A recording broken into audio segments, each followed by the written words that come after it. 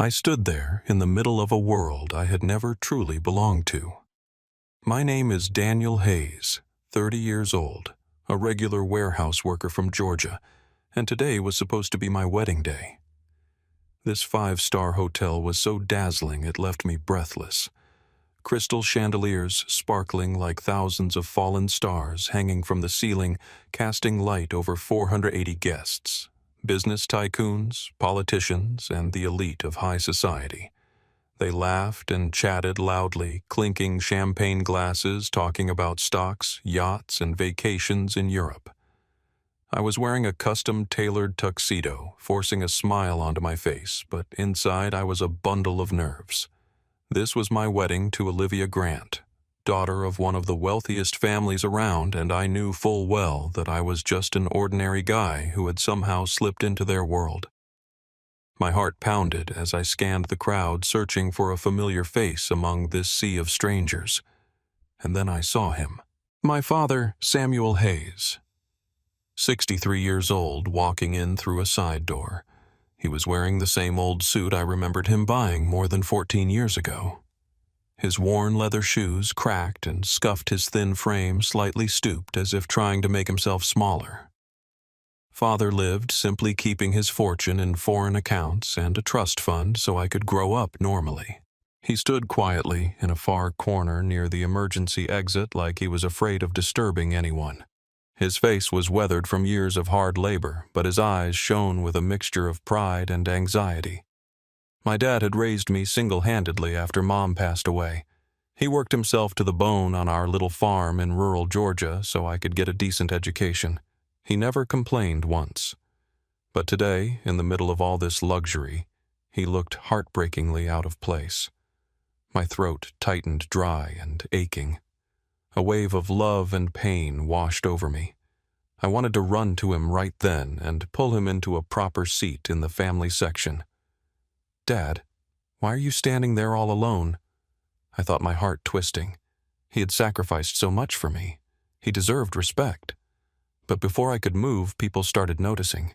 Whispers rippled through the crowd like an undercurrent. A group of women in glittering evening gowns turned to look smirking. "Who is that? Looks like he just walked off a farm." One whispered loud enough for me to hear. Fingers pointed, eyes judged him like he was some strange object that had wandered into their elite party. I felt the blood rush to my face, burning hot. They were mocking my father, the man who taught me how to be decent. My father-in-law, to be Harold Grant, chairman of the massive Grant Holdings Corporation, stood not far away. He glanced at my dad with open disdain, as if looking at an insect. Then he turned away, shaking his head in annoyance, and went back to chatting with the senator as if nothing had happened. I clenched my fists, fighting the anger rising inside me. Harold had never approved of this marriage. He always saw me as beneath them, only fit to run errands. My mother-in-law, to be Margaret Grant, 56, stood among her circle of diamond necklace-wearing socialites. She gave a thin, condescending smile and said in her shrill voice, "My future in-laws are a little too modest, are they not? I wonder if he is comfortable in a place like this." The group burst into sharp, cutting laughter that stabbed straight into my heart. Margaret always pretended to be polite, but I knew exactly what she thought of my family, low-class people who did not belong in the Grant bloodline. My chest tightened with anger and humiliation on my father's behalf. I started toward him, determined to bring him to the family area, but Olivia, my bride, grabbed my arm hard. "Stop it, right now," she hissed. "Just let your dad stand there. Do not make a scene. Today is supposed to be our day." I looked at her stunning in her white wedding dress, but her eyes were cold, not a trace of empathy. I had loved Olivia for her strength, for the moments we shared joy and hardship back when we were just college students. But now she seemed completely changed, fully absorbed into her family's world. From across the room, my dad caught my eye and gave a small shake of his head, sad but resigned. It was like he was saying, "It is okay, son. Do not make a fuss because of me." He forced a weak smile, trying to hide his pain. My throat closed up. Tears threatened to spill. My father had endured so much, and now he was still swallowing his pride for me. The ceremony continued in the grand hall. When it was time for the big family photos, I insisted on bringing my dad up on stage. "Dad, come stand with me," I said, voice trembling. He hesitated, then walked up, his old shoes squeaking loudly on the polished wooden floor. The bride's family immediately showed their discomfort. They stepped back, leaning away, as if my father carried some disease. Brandon Grant, Olivia's younger brother, a spoiled, arrogant kid, could not hold back. He sneered loudly. "Is that supposed to be a father? Looks more like a pile of country trash to me, and he is walking up here slow like a beggar." His voice carried dripping with contempt. The whole group erupted in thunderous laughter. Some even patted Brandon on the back like he had told the joke of the night. Olivia laughed too, not once looking at my father, not once trying to stop it. She just laughed as if it were all harmless fun. I saw my dad standing frozen amid the roaring laughter, eyes red, but still forcing a strained smile clinging to the last shred of his dignity. Something inside me snapped. Rage exploded, burning through my chest. I threw the bridal bouquet to the floor with a loud crash that echoed through the hall. "I am calling off the wedding!" I shouted loud enough for every single person in the room to hear. The entire hall fell dead silent, then erupted into chaos. Whispers turned into a tidal wave of voices, every eye fixed on me, the madman who had just spoken those words. I stood there breathing hard, but with no regrets. This was my limit. The Grant family exploded like a bomb. Chairs scraped loudly, shouts and screams fused into a wave of fury that swept through the entire hall. "What is going on? Why is he calling off the wedding?" Someone cried out in panic from the front row. Olivia, my almost wife, or now my ex-fiancé, went white as a sheet. Then her face flushed crimson with rage. She whipped around to face me, eyes blazing, and slapped me hard across the face.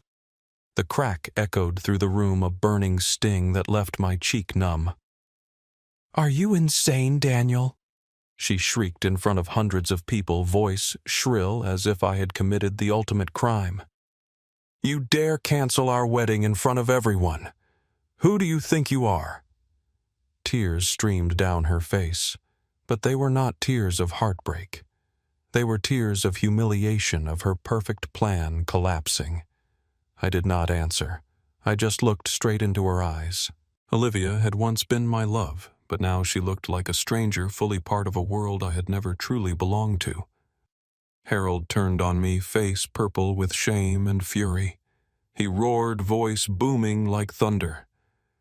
"Daniel Hayes, apologize right now. You dare humiliate my family in front of 480 guests. Apologize immediately and save face for all of us." All eyes locked on us, the whispers growing louder. He jabbed a finger at me, face twisted as though I were the traitor. Margaret stepped forward, her usually refined features contorted with rage. Her voice was ice-cold and venomous. "A low-life like you has the nerve to open his mouth and call off the wedding. Ridiculous. If anyone has the right to say that it is my daughter, not some penniless nobody wearing a rented tuxedo." Margaret waved her hand dramatically, diamonds flashing under the lights as if to underline the gulf between us. The entire hall fell silent, listening. A few guests nodded in agreement. Margaret had despised me from the very first family dinner, always hinting that I was marrying Olivia to climb the social ladder. The blood boiled in my veins, but I stayed silent, letting the anger fuel my resolve. Brandon, Olivia's younger brother, and his pack of rich friends charged forward like hunting dogs. "Get on your knees and apologize, you bastard," Brandon bellowed, face twisted in fury, finger pointed at me. His friends joined in. "Yes, on your knees. Make it right for the Grant family." "Who do you think you are, warehouse boy?" Their voices echoed. A few guests even stood up the atmosphere electric with the threat of violence. Brandon had mocked me at every family gathering, calling me his sister's servant. Now he wanted me on my knees to soothe his wounded ego. I stood in the eye of the storm, silent, unshaken eyes coldly sweeping over every face, hurling insults without mercy. Not a single flinch. My heart pounded, but I was not afraid. This was the moment I had to be strong for my father, for myself. My dad stepped closer, face pale with shame and heartache. He took my hand, thin, warm, trembling slightly. "Son, I am sorry," he whispered, voice breaking. "Me being here, it only made everything worse. I should not have come. Do not ruin your future because of me." He tried to smile and shook his head as if to reassure me, though his old eyes still carried the quiet endurance he had worn his whole life. I looked at him and saw nothing but sacrifice. Years of back-breaking work raising me alone after Mom died. He never asked for anything, only wanted me to be happy. My chest tightened, years of bottled-up emotion rising to the surface. Tears threatened, but I held them back. "Dad, I know what I have to do," I whispered, voice shaking. I spun toward the Grants, rage erupting like a volcano. I roared loud enough to silence every shout. "You can insult me, treat me like trash. I will take it all, but my father is the one line you do not cross." My voice thundered through the hall, drowning out the jeers. The entire crowd froze, stunned into silence. Olivia covered her mouth, eyes wide with horror. Harold stood rigid, face ashen. Margaret took a step back, hand trembling. Brandon's mouth hung open, speechless. I stood tall, not shaking, face burning with pain and fury. My chest heaved, but for the first time in my life I felt free. I was no longer afraid of their world. I declared once more, firm and unshakable. "This wedding is over, right here, right now. I will never trade my respect for my father for your cheap prestige." My voice rang out clear as a vow. The hall erupted again, but this time with shocked murmurs and even a few looks of reluctant respect. I turned to my dad, voice thick but resolute. "You did nothing wrong. You are the best man in the world." Then I took his hand and led him off the stage past hundreds of stunned faces. We walked down the aisle between the rows of seats, whispers trailing behind us like a breeze. Behind us, the Grants' fury, humiliation, and chaos exploded like a storm. Olivia sobbing, Harold shouting for security, Margaret screaming about lawsuits. But I did not look back. We stepped out of the hotel into the cool Georgia night, leaving that glittering world behind. In that moment, holding my father's hand as we walked out of the hall, I felt an enormous weight lift from my shoulders. The air outside was fresh, carrying the faint scent of the ocean. Nothing like the suffocating atmosphere inside. Dad walked beside me, steps slow, but his grip on my hand tightened. "Son, are you sure?" he asked quietly, voice full of worry. I nodded and smiled, the first real smile since everything began. "I am sure, Dad, and I do not regret it." We got into my old beat-up car parked in the lot, not one of the Grants' limousines. The engine rumbled to life, and we drove off into the night, leaving the wreckage of the broken wedding far behind. I drove through the night, the endless Georgia interstate stretching out beneath the dim yellow streetlights. Inside the car, a heavy silence reigned, only the low rumble of the engine and the wind whistling through the cracked window. My father sat in the passenger seat, head resting against the glass. His weary shoulders slumped as if carrying the weight of a lifetime of hardship. I glanced over at him. His eyes were quietly fixed on the darkness outside, filled with gratitude and worry. We were silent the whole way, each lost in thoughts too heavy to voice. My heart was still pounding from the tension back at the venue, but beneath it burned a dull, indescribable sadness. I had called off the wedding, walked away from a future I once thought was my dream. Yet why did I feel so relieved? Deep down, I knew this was the right choice. The images from the wedding replayed in my mind like an old film in slow motion. My father standing alone in the corner, the mocking laughter Olivia slap Harold shouting. They hurt, but they also pulled me back to the very beginning with Olivia. The truth is, our love had started out beautiful. I remember that afternoon on campus so clearly. She literally ran into me because of my honesty. Back then I was just a broke college kid working nights in a warehouse to pay tuition. Olivia, rich girl, golden hair, radiant smile, was rushing to class and collided with me. "Oh my God, I am so sorry. I was running too fast." "Are you okay?" She laughed, then stopped and really looked at me. We talked, and that was the beginning. She said she loved how kind and simple I was. "You are nothing like the arrogant guys here," she whispered on our first date sitting on the beach. We held hands on the sand listening to the waves. I told her about my dad, about our simple life in the countryside, and she listened with shining eyes.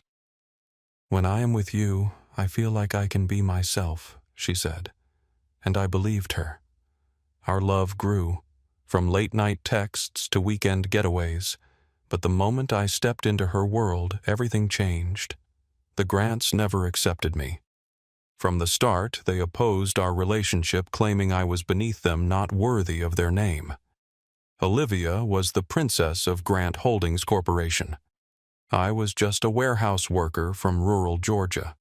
To them, I was a temporary amusement, a fling before she settled down with someone suitable. I still remember my first visit to their Buckhead mansion. Pool, manicured gardens, everything screaming money. I wore my best clothes, but I still felt out of place among the priceless furniture. Harold Grant greeted me with a cold handshake, then pulled Olivia aside to whisper something. After dinner, he called me out to the balcony, voice dripping with contempt. "What exactly do you think you can offer? My daughter Olivia deserves someone far wealthier. You are temporary." He pointed at me like I was a low-level employee. I swallowed the insult and stayed calm, but his words cut deep. From then on, every meeting was the same. My daughter needs a man with status, not someone covered in warehouse dust. Margaret Grant was subtler, but no less cruel. She kept up polite smiles when greeting me, but always found ways to humiliate. "Daniel, that outfit is very casual. Is it not? Let me introduce you to our family. Taylor," Margaret said at a party in front of her friends. Or another time when I mentioned my job, a warehouse worker. How interesting. "But Olivia needs someone with real ambition, you know." She implied I was marrying up a gold digger. I endured it for Olivia, but every comment left a scratch, making me wonder if love was enough. They even presented me with a thick prenuptial agreement to protect their assets. It was a stormy evening in Harold's lawyer's office. The black leather folder on the table was full of complicated clauses. I would have no claim to any Grant property. If we divorced, I would leave with nothing. "It is just standard procedure," Daniel Olivia said, avoiding my eyes. Harold sat there, voice cold. "Sign it. Prove you love my daughter for herself, not her money." I felt humiliated, like they saw me as a thief. My hand shook as I held the pen, but I signed, thinking love would make it worth it. Now behind the wheel, I realized that was my first mistake. They never trusted me, and Olivia, she did not either. Olivia had been so confident, certain that with her family's power and my soft heart, she could mold me into what they wanted. "You just need to change a little, Daniel. Dress better, talk smoother. I will help you," she would say on later dates. She dragged me to high society parties, taught me how to hold a wine glass, how to greet people. I tried for her, but deep down I felt myself disappearing. She was sure I would eventually accept my place, a dependent husband living within the boundaries she set. "Do not worry. My parents are tough, but once you adjust a bit, they will come around." She would smile, hugging me. But that arrogance, that blind certainty helped turn today's wedding into a disaster. She never imagined I had limits, that my father was untouchable. Now, driving down familiar roads, I wonder, does she regret it? Or is she just upset about the public humiliation behind the wheel? Even with a heavy heart, I feel no regret. I know I did the right thing, the thing a decent man can never back down from. Calling off the wedding meant losing a life of wealth, but keeping my self-respect and my love for my father. That is what truly matters. I glance at Dad again. He is resting his head against the window shoulders, tired, but eyes quietly filled with gratitude. He does not speak, but that look says everything. Thank you, son, for choosing me. Warmth fills my chest, and I am more certain than ever that today's choice was the only one I could have made. We have been through so much together. Mom's death, years of poverty, and now this storm. My father is my rock, and I will never let anyone hurt him again. The car speeds through the night, leaving behind the glittering lights of the ruined wedding and the life I never truly belonged to. The road home to Dad is getting closer. Small houses appearing under the moonlight. I remember the last time I was here before the wedding when he asked, "Are you happy, son?" I nodded then. But now I know what real happiness is. It is not mansions or luxury cars. It is this moment beside my father, free from fake chains. The car rolled to a stop in front of the familiar little house where my father had lived alone for so many years. It was an old wooden cottage with a patched-up shingle roof, a faded white picket fence, and a neat vegetable garden in the backyard. Warm yellow light spilled from the windows, greeting us like an embrace. I turned off the engine and stepped out. The cool night air rushed in, carrying the scent of damp earth and leaves.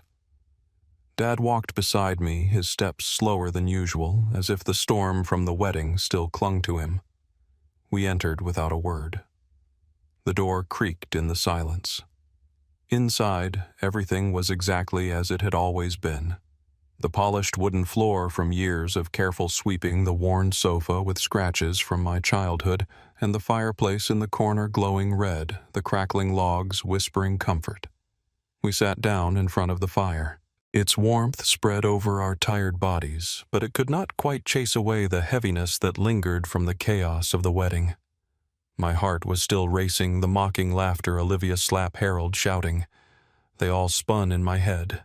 I bowed my head, hands clasped tightly, voice trembling. Dad, I am sorry. I dragged you into something so humiliating.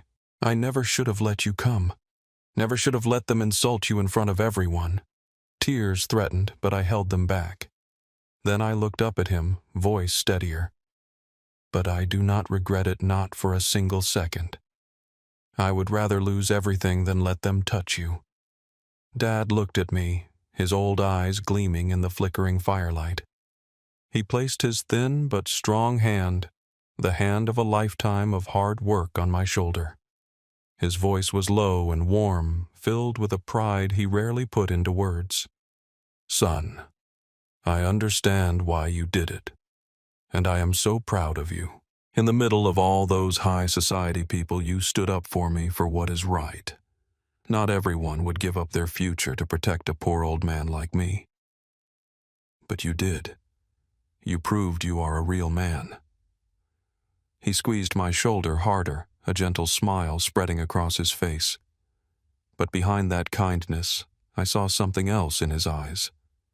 A quiet depth, as if he had been hiding a secret for far too long, waiting for exactly this moment to reveal it. Then, unexpectedly, he let out a long sigh, as though releasing a burden he had carried for decades. He looked straight into my eyes, suddenly serious in a way that made me uneasy. Daniel, there is something I need to tell you.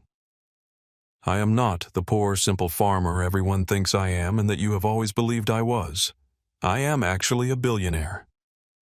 The words rang out clear yet soft, like a slow-motion bomb exploding in the quiet room. I froze. My ears rang. My mind spun. A billionaire. My father, the man in the old suit and worn shoes living in this tiny house, was a billionaire. I thought the shock of the wedding had affected him, that he was speaking out of emotion, trying to comfort me with some made-up story. I forced a shaky smile, stammering, Dad, What are you talking about?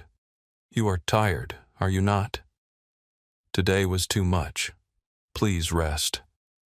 I rubbed his back, heart pounding, unsure how to react. My dad, a billionaire.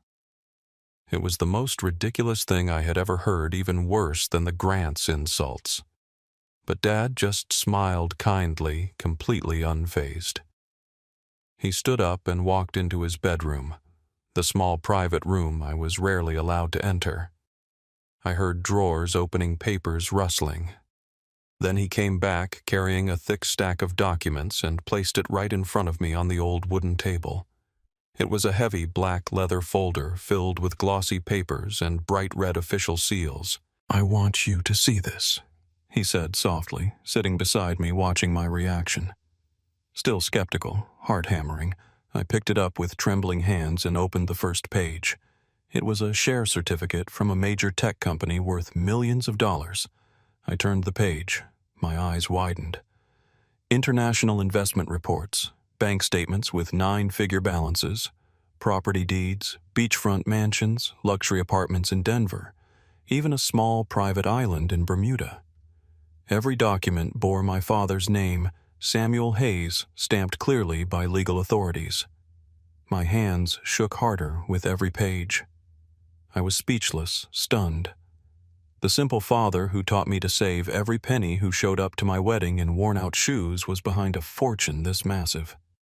My head spun. The familiar world I knew had just flipped upside down in minutes. "Dad, what is all this?" How I stood up abruptly, barely able to form a sentence, voice cracking as the ground seemed to crumble beneath me. Dad watched my reaction, a gentle smile on his lips, but eyes deep with meaning, as if he had been waiting years for this moment. He tilted his head and asked lightly, "So you do not think your old man is just a crazy, clueless farmer anymore, do you?" There was humor in his voice, but it carried profound weight. I stared at him, mouth open, lost for words. My father, a billionaire. The thought kept repeating, making me dizzy. He gestured for me to breathe, to calm down, before emotion swept me away completely. Then he pulled his chair closer and placed a steady hand on my shoulder, anchoring me to reality. "Sit down, son," he said, slow and firm. "From now on, I am going to tell you everything from the very beginning about your mother, about the real inheritance she left behind, and about why I have had to hide it all these years." The firelight danced across his weathered face, highlighting the deep lines of a lifetime of endurance and sacrifice. My heart pounded. I felt as though I were about to step into an entirely new chapter of my life, one I never knew existed. All these years I thought I knew everything about my father, the simple, frugal man who always taught me that life is about hard work and loving your family. Now, everything had turned upside down. I took a deep breath, trying to steady myself. "Dad, tell me." "I am ready to listen." He nodded, eyes drifting to the fire as if flipping through yellowed pages of memory. His voice was slow, low, and rich with emotion, like a river flowing through the ups and downs of a lifetime. "It all started when your mother passed away." He began, voice trembling slightly. "You were only 3, Daniel. Your mom, Marion, died in a car accident one rainy afternoon. She was driving home from the market and never came back." He paused. His eyes reddened. I could see the old pain still lived there, even after more than 2 decades. My memories of Mom are faint, a gentle woman with long brown hair who used to sing me to sleep, but they feel like faded photographs in a family album. Dad looked down at his hands. "I was destroyed, son. Those first nights after she was gone, I could not sleep. I just lay there staring at the ceiling, feeling like my life had ended with her." He looked up at me, eyes softening. "But then I looked at you, a 3-year-old boy crying for his mommy, and I knew I had to keep living. I decided to raise you alone. I never remarried because I was afraid you would lack love, afraid you would get hurt, afraid you would think I had forgotten your mother. So I stayed single and tried to be both father and mother to you. I listened, my heart aching. I had never known how deeply he had suffered. All those years he smiled at me, told me happy stories about Mom. Now I realized that behind every smile was unbearable loneliness. "How did you get through it?" I asked, voice tight. He gave a sad smile. "By focusing on you. I worked myself to the bone on the farm, saved every penny so you could get an education. But son, even though your mom left us too soon, she left the two of us a considerable inheritance from her parents." He paused, watching to make sure I was following. "Your maternal grandparents owned a small manufacturing shop on the outskirts of San Diego. They left cash, about $400,000, plus old shares in local companies and some rural real estate. It was not vast wealth, but it was enough to build a solid future. After your mom died, I received that inheritance and decided not to squander it. I thought, this is the last gift from your mother. It has to protect you." My eyes widened as I tried to picture it. We had always lived frugally, eating homegrown vegetables, wearing secondhand clothes, driving that beat-up old truck. I never dared imagine that my mother had actually left behind a significant fortune. "So what did you do with the money?" I asked, curiosity burning. Dad sighed, a nostalgic glint in his eyes. "In the years that followed, I quietly taught myself how to invest, son. From the modest amount your mom left, I decided to do something long-term. I went to the library and borrowed finance books. The Intelligent Investor, Rich Dad, Poor Dad, and stayed up late studying every night after you were asleep. I had no one to ask for advice. I just figured it out page by page." He leaned toward me, voice growing more animated. "I started buying tech stocks when almost no one believed in them.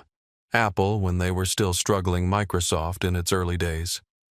Then I quietly bought up cheap land in the suburbs that nobody else wanted, holding it and waiting.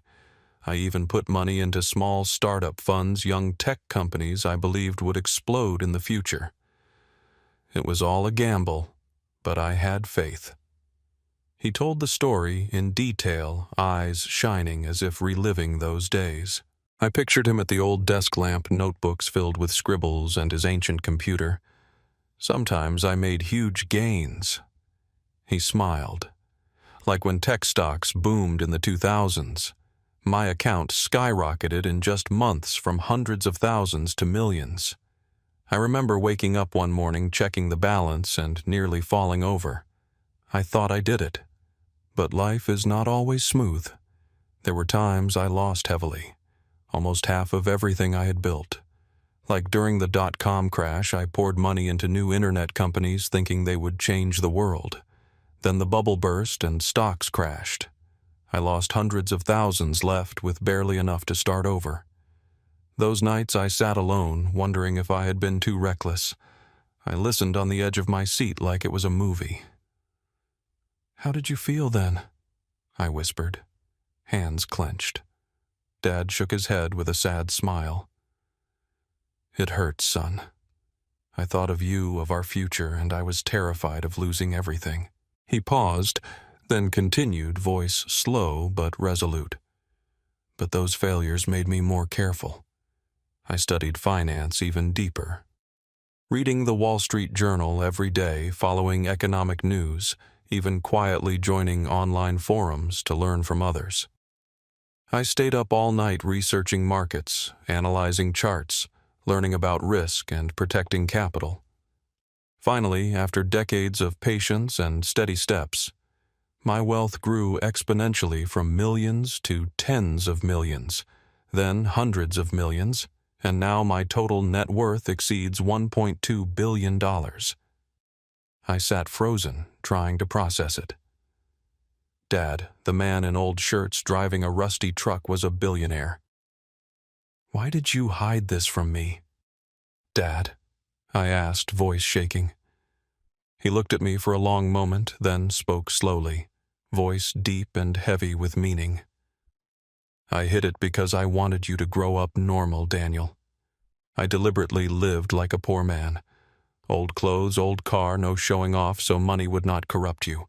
I have seen too many rich kids ruined by excess, and I was terrified you would become like that. I only wanted you to keep your kindness, honesty, and love for family." He placed his calloused hand on mine, squeezing gently to emphasize every word. "If you had known I was rich, you might have grown dependent or arrogant, and I did not want to lose you to the corruption of money. I wanted you to grow up on your own strength exactly as I taught you when you were little." His words struck my heart. I remembered his lessons. "Money comes and goes, son, but character lasts forever." Now I understood why he was so strict about money, why we lived simply. It was not poverty. It was a life lesson. He continued, voice thick with emotion. "And today, watching you stand up for me in front of all those high society people, I knew my son had grown exactly as I hoped. You kept your good heart, despite every temptation, fame, and money from the grants. That moment made me decide to reveal everything. You proved you are worthy of the truth and of the power that comes with this fortune." Tears rolled down my cheeks. How much had Dad sacrificed to raise me right?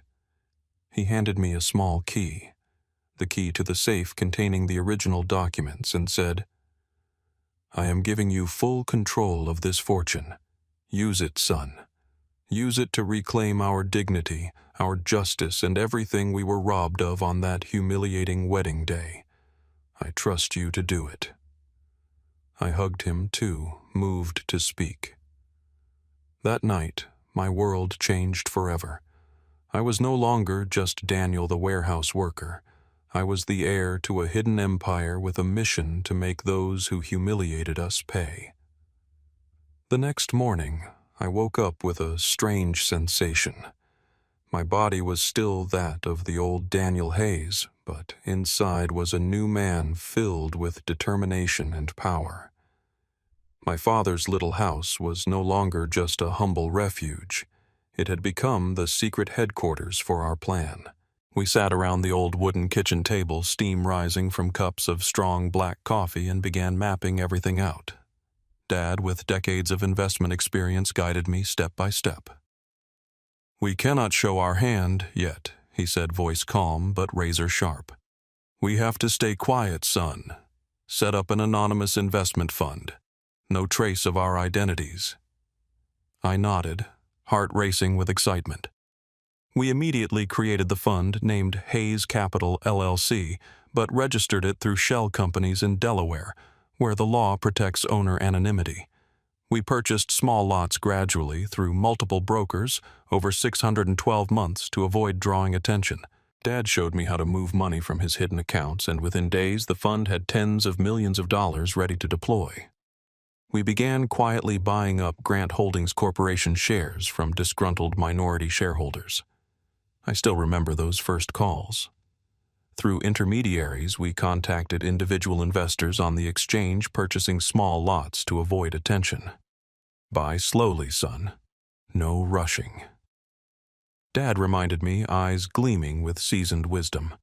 I hired a discreet financial team, freelance experts from small firms in Portland, bound by ironclad NDAs. They dug into Grant Holdings Corporation cash flows, public financial reports, supply chains, and deep dives into expense records. At the same time, we gathered testimonies from former employees who had been unfairly fired. I personally called them under a fake name, listening to their bitter stories. "Harold fired me because I refused to hide his personal expenses," one said, voice shaking. "He used company money to buy gifts for his mistress." Those clues piled up like pieces of a dark puzzle. From there, we uncovered Harold Grant's financial misconduct. My team went deeper into the data and found black funds, untraceable money used for bribes, personal luxury trips paid from company accounts, private villa renovations, and the clincher, secret transfers to a young woman. Clear evidence of an affair and a kept mistress. I sat in the small room staring at the screen, hands trembling as I read the report. Thousands of dollars a month to her account, plus hotel bills and expensive gifts. "Dad, this is the smoking gun," I whispered, voice thick with rage. Dad nodded, eyes ice cold. "Son, now it is time to move." My heart pounded. I felt like I was in a spy movie, nervous, excited, alive. We had become a major shareholder without anyone knowing, holding about 24% of the company through hidden accounts. When we were strong enough, we demanded an independent investigation into corporate governance and cash flows at Grant Holdings Corporation. Through an anonymous lawyer, we sent a letter to the board requesting a third-party audit. "They will never see it coming," Dad said with a wry smile. And they did not. When news of the investigation leaked, probably from a disgruntled insider, the press pounced. The Wall Street Journal and Bloomberg ran headlines. "Grant Holdings Corporation faces allegations of financial misconduct." Financial channels like CNBC devoted entire segments to dissecting it. Grant Holdings Corporation's reputation tanked within hours. Major clients and corporate partners called, demanding explanations and threatening to pull contracts. Employees panicked. Rumors of scandal flew and resignation letters poured in. I watched it all on my screen, pulse racing. "They are panicking now, Dad?"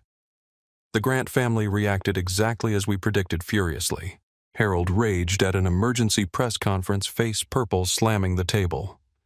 "This is a vicious smear campaign. We will sue whoever is behind it."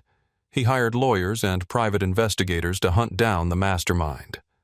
Brandon, the arrogant little brother, went on X and LinkedIn ranting, "This is economic sabotage by our enemies. Grant Holdings Corporation will not fall." He posted nonstop begging for support, but only got mocked in the comments. Harold called an emergency board meeting, but the atmosphere grew more toxic by the minute. They sat around the polished table at headquarters, shouting at each other, clueless about who had triggered the investigation or which major shareholder was demanding it. "Who is behind this?" "How did we not know?" Harold roared, slamming the table. The executives looked at each other in confusion. When the independent auditors presented their preliminary report, the dirty expenses spilled across the table. Black funds, personal charges, payments to a mistress. Shareholders erupted, pounding the table. "Harold, explain this now. That is our money, not yours." Some demanded his immediate removal, voices shaking with fury. Several shareholders called for a vote of no confidence, while major outlets ran non-stop coverage of Harold's financial and personal scandals. Forbes Grant Holdings Corporation chairman accused of affair and corporate fund abuse. Margaret and Olivia barricaded themselves in the Buckhead mansion, too ashamed to leave, as paparazzi camped outside the gates shouting questions. Grant Holdings Corporation stock plummeted over 3 straight days. I watched the chart on my screen, heart pounding, as it fell from $65 to $38, then $24 a share. Small shareholders panicked and dumped their holdings, seizing the moment our fund launched a takeover bid offering to buy controlling shares at the fire sale price of just $18 each. While the market was in chaos, terrified investors sold en masse to cut losses, transferring ownership to us without ever knowing the real buyer. "They are walking right into the trap," Dad whispered, eyes blazing. Harold desperately called old investor friends, begging for rescue, promising huge returns, but no one would touch it with the scandal everywhere. "Sorry, Harold. Your stock is too toxic right now," one old friend said before hanging up. He sat alone in his office, pale and sweating. In just weeks, Grant Holdings Corporation plunged into a full-blown crisis. Reputation in tatters, finances drained, stock in freefall.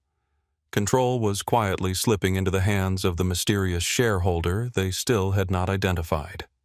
Me, Daniel Hayes. I sat in my father's small house, eyes glued to the computer screen, heart pounding like war drums. The past few weeks had been a whirlwind. Late-night calls with the financial team, sleepless nights poring over data, and now the killing blow was almost here. Dad sat beside me, his cup of coffee, long gone cold, eyes shining with steely resolve. "Son, it is time we face them," he said, voice low and warm but full of determination. We had secured 55% of the shares through our anonymous fund, total control. After the endless scandals, Black Funds Affairs, and financial abuse, Grant Holdings Corporation had no choice left. They were forced to accept our rescue takeover offer. An emergency shareholders meeting was called at their Georgia headquarters, drawing hundreds of shareholders, reporters, and business partners. The day arrived. We drove there, the salty Georgia sea breeze blowing through the windows. My heart was racing, hands gripping the steering wheel. Nervous, Daniel. "Afraid of something?" Dad asked. I shook my head. "Not afraid, Dad. Just excited. They treated us like trash." "Now they will see." He placed a hand on my shoulder. "Remember, son, not blind revenge. Justice." His words calmed me, but deep down the anger still burned. Memories of the laughter mocking my father, Olivia's slap, Brandon's sneers. This was the moment to take everything back. Grant Holdings Corporation headquarters was packed. Hundreds of shareholders crowded the grand conference hall, whispers buzzing like a disturbed hive. Reporters from the Wall Street Journal, Forbes, even CNN lined up cameras and microphones. Major business partners sat in the front row, faces tense over hanging contracts. The air was thick with coffee and nervous sweat. We waited in a side room, catching fragments of the noise. The board secretary, a middle-aged woman we had contacted earlier, whispered over the phone, "Everything is ready." My pulse hammered harder. It felt like standing at the edge of a cliff about to leap. Harold Grant appeared first, walking onto the stage with a strained face and dark circles under his eyes from sleepless nights. He tried to maintain his usual authority, black suit gleaming, but his hands shook holding the microphone. Margaret followed, attempting elegance with her hair in a high bun and diamond necklace, but unable to hide her exhaustion. Sunken cheeks, red eyes. Olivia trailed behind, head down, hair messy. No longer the poised heiress, she looked drained, as if the scandal had sucked the life out of her. Brandon stormed in behind them, face twisted in rage, clutching his phone like he was ready to post another rant. The meeting began. Harold stammered about a temporary crisis and recovery plans. Then the board secretary stepped forward and announced into the microphone, "Ladies and gentlemen, the anonymous investment fund, currently the majority shareholder, has informed us that their highest representative will personally attend to announce the transaction." The hall erupted in whispers. "Who is it?" "A secret billionaire," one shareholder muttered. "A hostile competitor," another guessed. Reporters raised recorders, eyes gleaming with anticipation. The tension was suffocating. Everyone speculated about the mastermind behind the takeover. Harold wiped sweat from his brow, face pale, forcing a smile. "We will welcome them and discuss fairly." The doors opened and we walked in. I stepped forward first. Dad right behind me, our footsteps firm on the polished wooden floor. Instantly, many shareholders looked puzzled, whispering, "Who are they? Never seen them before." But the Grants froze, eyes widened in horror, then twisted into mocking laughter, thinking it was a joke. Olivia covered her mouth, face white as a ghost. Margaret shook her head, voice shrill. "What is this? Why are they here?" Brandon shot to his feet, pointing straight at me, face crimson. "What the hell are lowlives like you doing here? This is a shareholders' meeting, not your warehouse." His voice echoed with the same contempt as on the wedding day. Harold coldly ordered security. "Get these nobodies out of here. We are wasting time." Guards moved in, but I stood still, eyes sweeping coldly over them. My heart pounded, but I was not afraid. This was the moment I had waited for. The board secretary immediately declared into the microphone, voice ringing clear. "Ladies and gentlemen, Mr. Daniel Hayes and Mr. Samuel Hayes. Mr. Samuel Hayes are the legal representatives of the Anonymous Investment Fund, the majority shareholder holding 55% of Grant Holdings Corporation."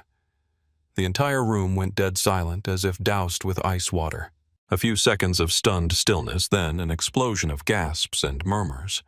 Cameras flashed non-stop. The sound of shutters filled the air.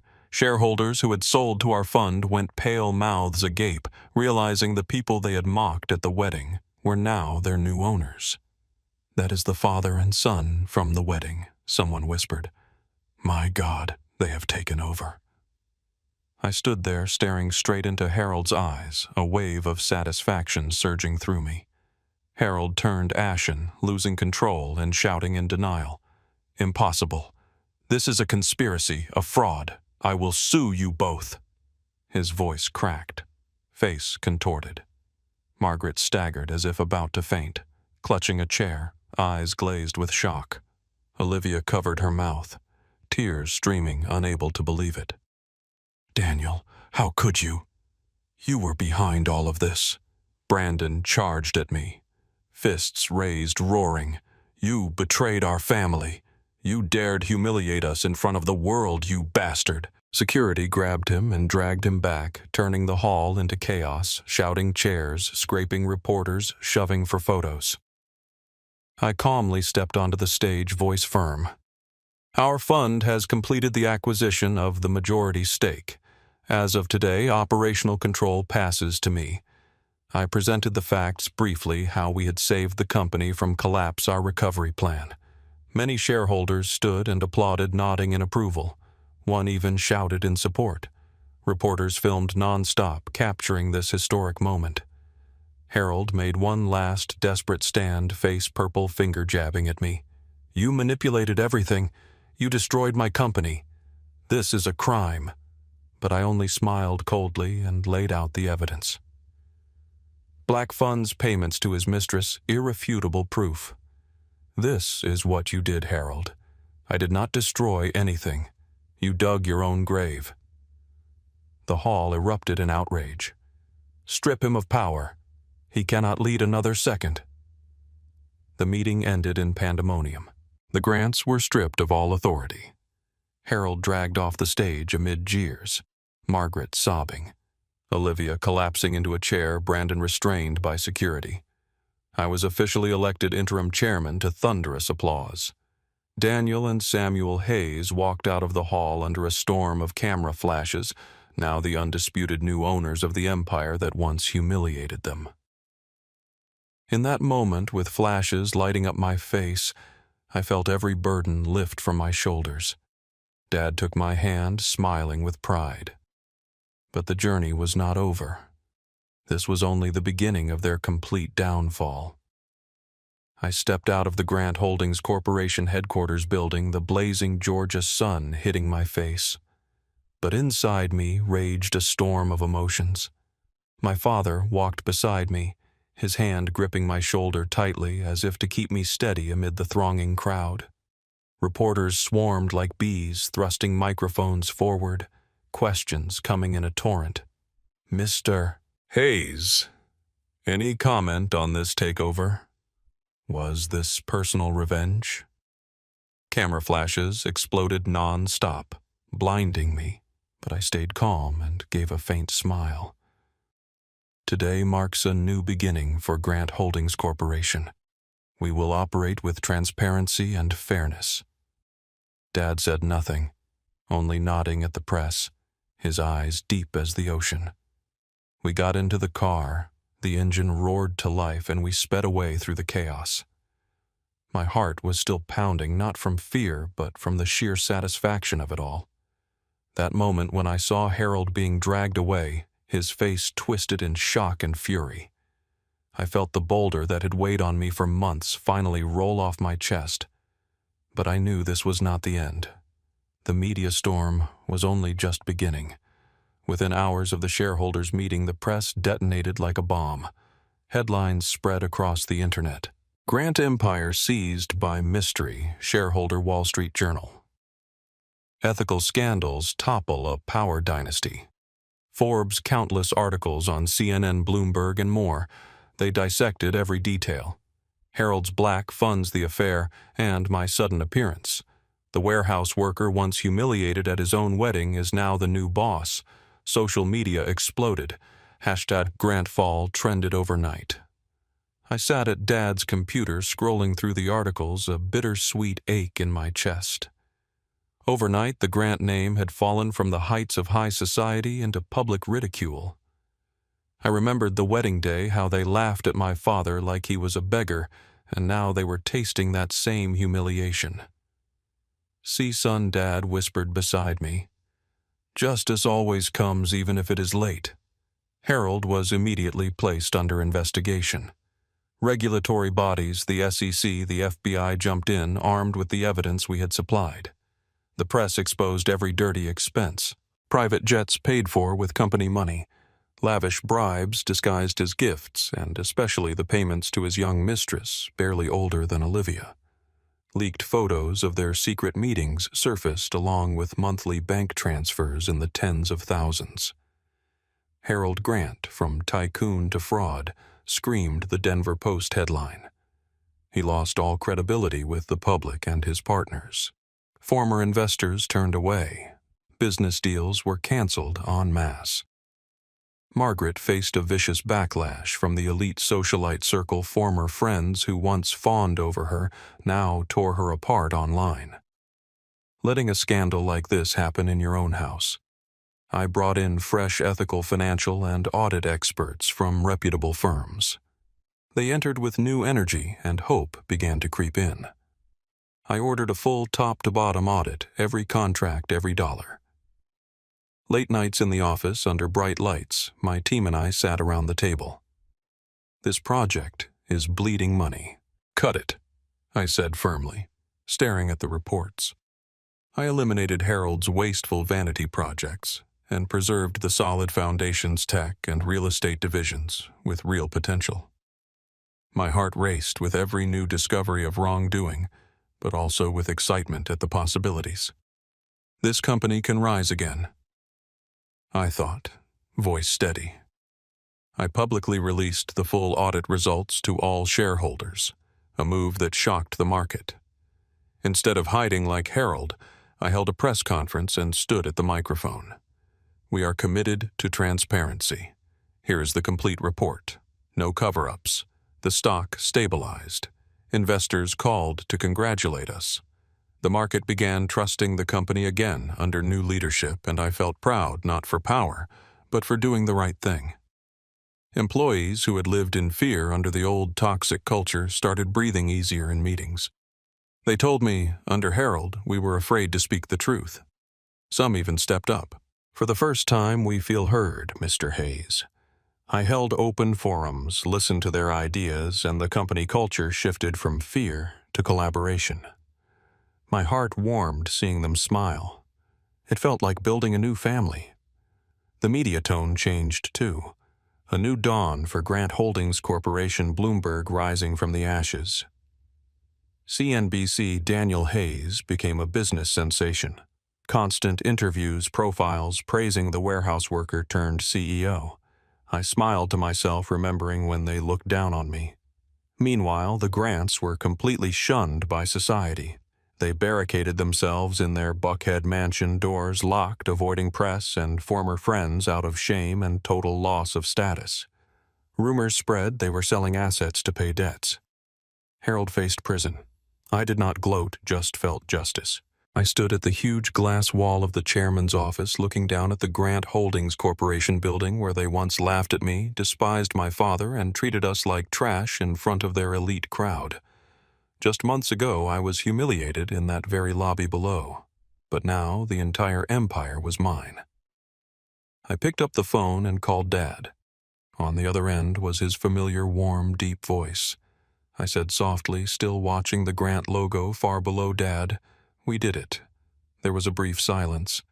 Then his gentle laugh rang out. "I am prouder of you than ever, Daniel."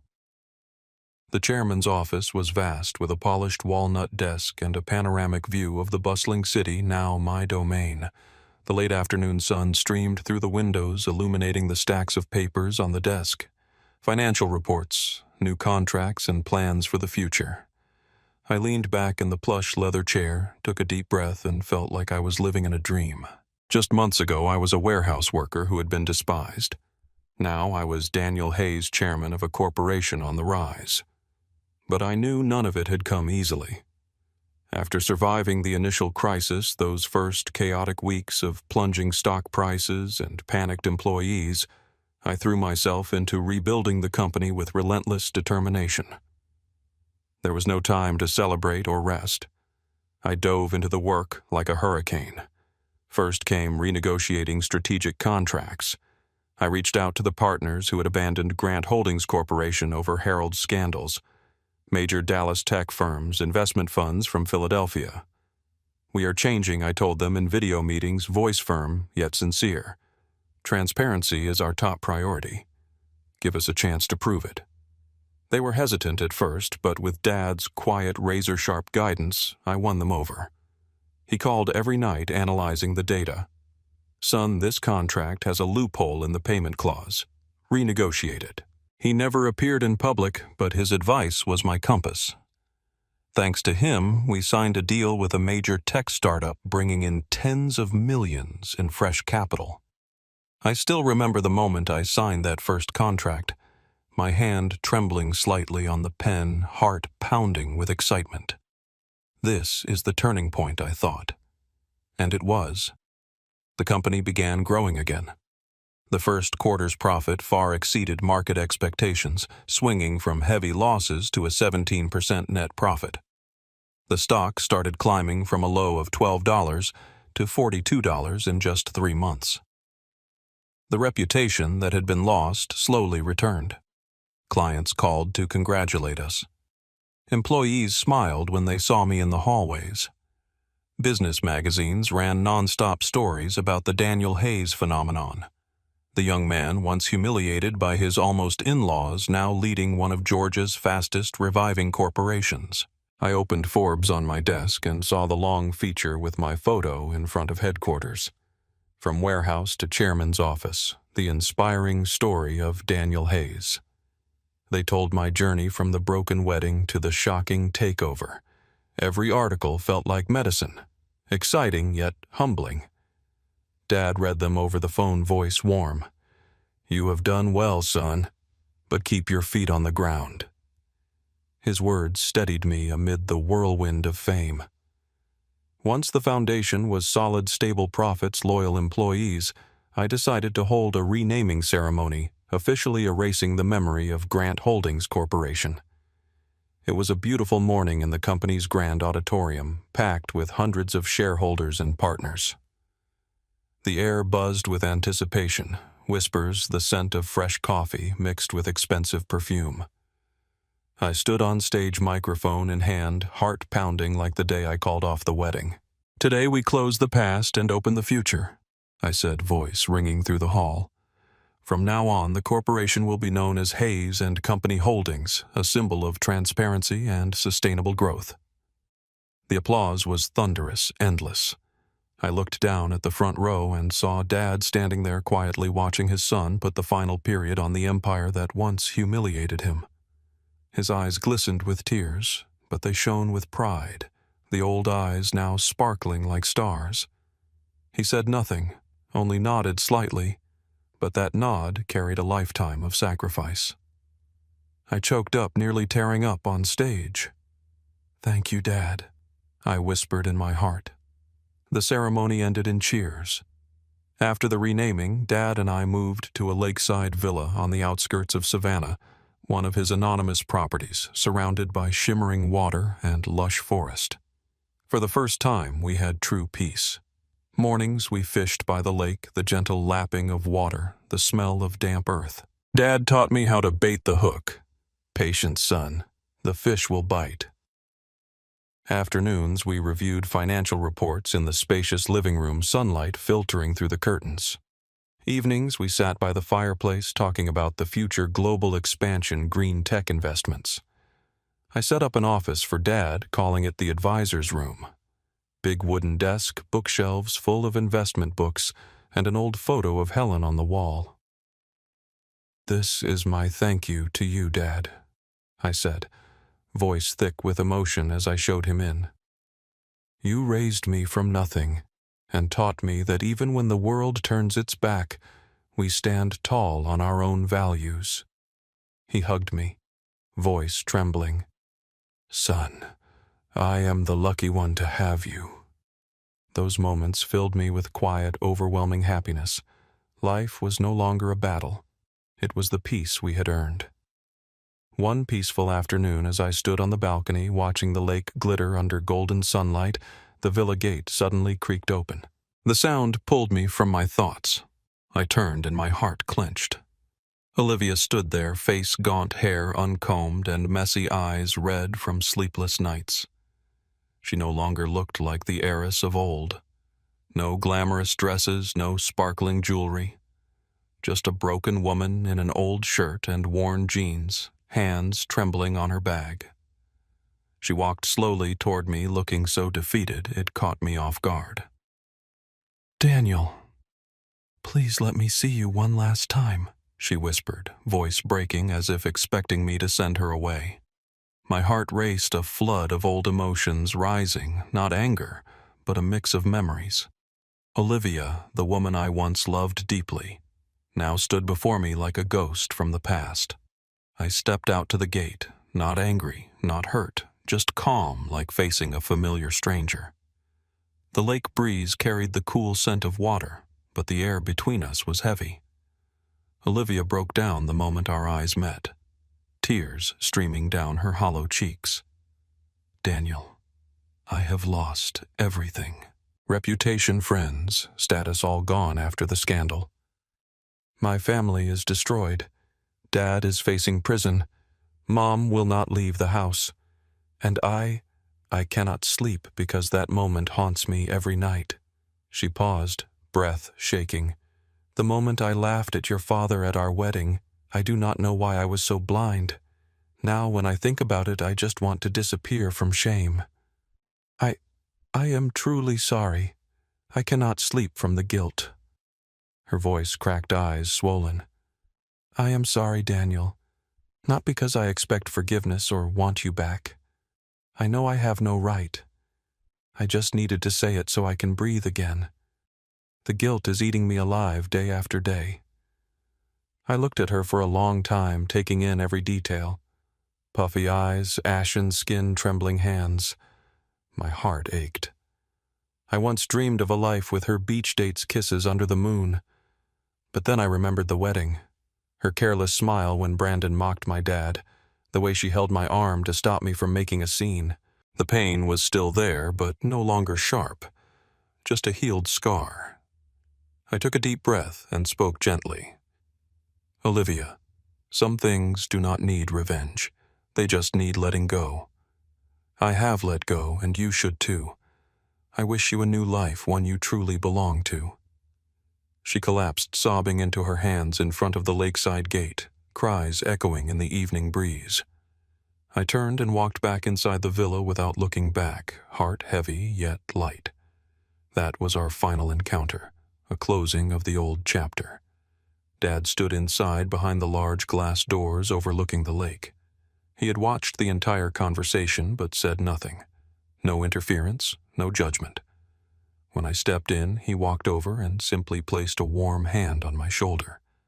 One gentle touch, but it carried pride, understanding, and the shared relief that we had finally escaped the shadows of the past. Dad and I walked out to the porch and sat by the water's edge. The lake shimmered in the orange-gold sunset. We did not need words. The silence said everything. The evening breeze swept across the lake, carrying away the last echoes of that encounter. And in that moment, I knew from here a truly new life for father and son had begun. Just a few months ago, I was still Daniel Hayes, the ordinary warehouse worker, humiliated in front of 480 elite guests. Now I am the chairman of Hayes and Company Holdings, a corporation rising from the ashes. Yet as I sit beside my father, watching the sunset, I realize that all these changes are only surface level. After everything I have learned the deepest lesson of all. True wealth is not measured by money or power, but by the people who still stand beside you when you have nothing. On the day the wedding collapsed, when everything fell apart before my eyes, I had only one person left, my father. And that was enough for me to stand up. enough to fight and enough to win. Dad was never rich in the conventional sense. He was rich in love, rich in quiet sacrifice. During those hard, poor years in our little wooden house, he never let me feel lacking. He taught me that a simple meal shared together is worth more than 1,000 banquets. And now, when we have everything, I treasure that lesson even more. I understand that filial piety is not pretty words. It is daring to stand up when your parent is insulted, daring to choose what is right, even if it costs you fame, love, or your entire future. That day at the wedding, when Brandon called my father country trash when Olivia laughed along and did nothing to stop it, I chose my father over a fake marriage. I remember the moment clearly. My heart clenched, rage exploded like fire. I threw the bouquet to the floor, shouted that the wedding was off, and walked out of the hall with my dad. Everyone thought I was insane, but I knew it was the right choice. Filial piety is not kneeling and begging forgiveness for those who insult your parent. It is protecting your family at any cost.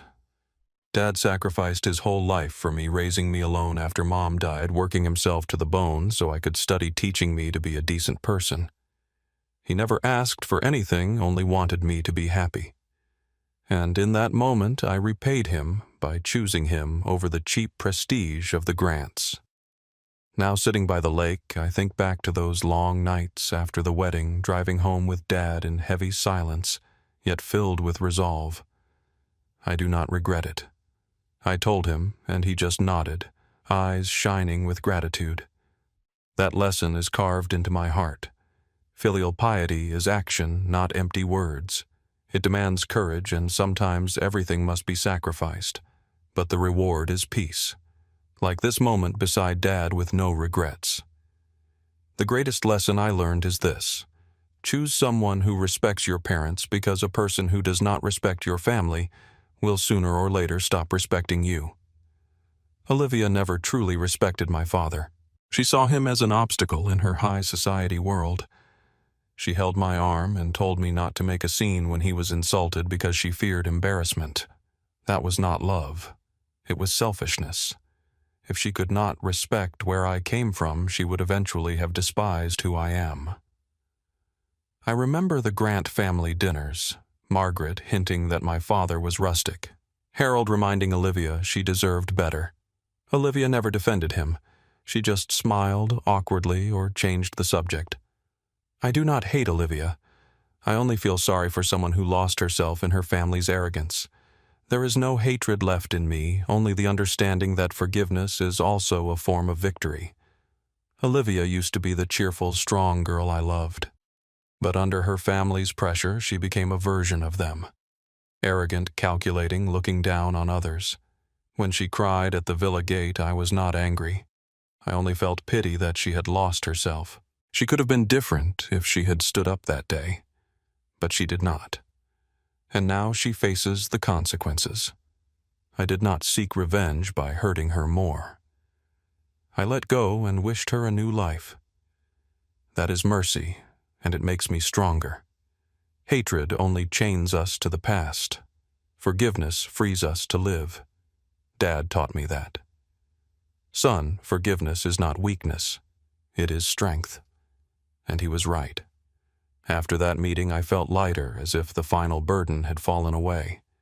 For me, success is not becoming CEO or owning a corporation. It is keeping my decent heart even when I hold the power to crush others. I have that power.